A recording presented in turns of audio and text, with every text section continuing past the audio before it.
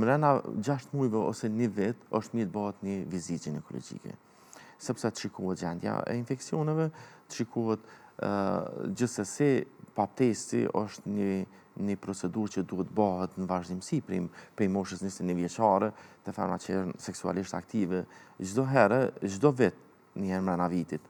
Mirë po, përveç kësajna, te pjesa e periudha e menopauzës duhet të trajtohen edhe infeksionet, shikohet gjendja, të vlerësohet gjendja e mitrës, sepse na duhet ta bëjmë një ekografi të mitrës, sepse den ka një herë shtresa e mbrëmshme endometriumit e mitra me kriju një farë hiperplazioni, thujnë ana, ku ato mandej mundën me na drejtu në një rrugë jo të mirë.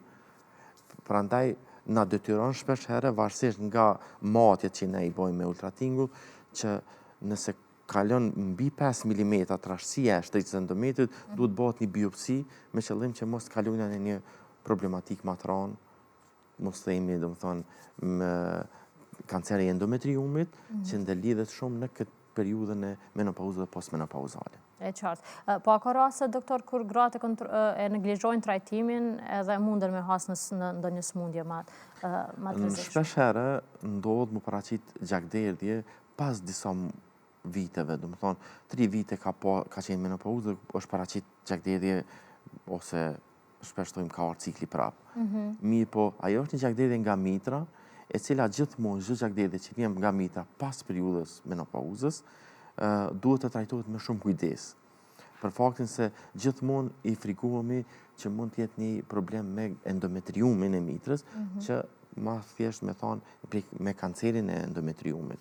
Dhe në këtë formë, çdo gjakderdhje duhet me kujdes. Shpesh herë neglizhohet kjo, sepse ka gjakderdhje 2 ditë, nalet edhe thotë okej.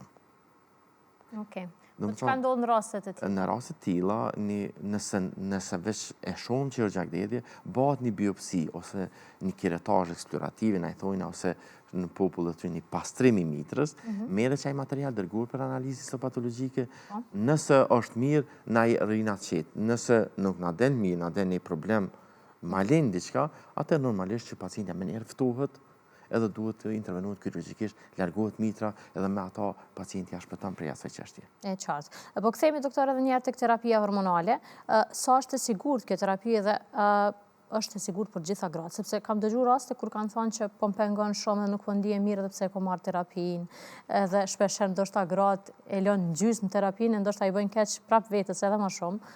Çka ndodh në raste të tilla kur ka ankesa të tilla? Pikërisht kur paraqitin këto problemet dhe simptomat e padurueshme të periudhës menopauzës, ne japim terapi ose tableta me estrogen, ose të kombinuar me estrogen dhe progesteron, që janë pikërisht doza sa prodhon vetë vezorja.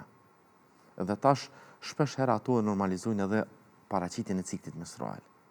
Tash përdoret me rregull 21 ditë tableta ose edhe 28 ditë, dhe pastaj pasi e përfundon tabletat paraqitet cikli, vazhdon pra prej ditës 5 ciklit, përsëri kështu në këtë formë, çdo herë bën si rregull përdorimin, edhe nuk i përjeton ato simptomat.